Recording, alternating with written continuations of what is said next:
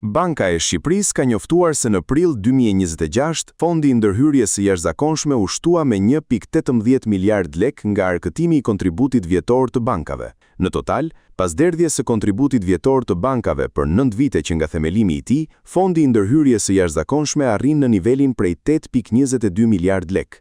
Sipas afatit të përcaktuar në ligj, fondi i ndërhyrjes së jashtëzakonshme duhet të arrijë vlerën 9.4 miliard lek brenda vitit 2027. Për plotësimin e këtij niveli të synuar, gjatë vitit 2026, kontributi vjetor i sektorit bankar u përllogarit sipas rregullores numër 56/2017 për fondin e ndërhyrjes së jashtëzakonshme dhe procedurat administrimit të tij dhe rezultoi në vlerën 1.18 miliard lek. Ky kontribut vjetor, i nënti në radhë gjatë periudhës 2018-2026, u pagua i plot dhe në mënyrë proporcionale nga të gjitha bankat e sektorit deri në datën 30 prill 2026. Fondi i ndërhyrjes së jashtëzakonshme u krijua në vitin 2018 për qëllime të zbatimit të instrumenteve të ndërhyrjes së jashtëzakonshme nga Banka e Shqipërisë. Në zbatim të ligjit numër 133/2016 për rimëkëmbjen dhe ndërhyrjen e jashtëzakonshme në banka në Republikën e Shqipërisë, fondi duhet të arrijë nivelin e synuar prej 0.5% të totalit të detyrimeve të sistemit bankar,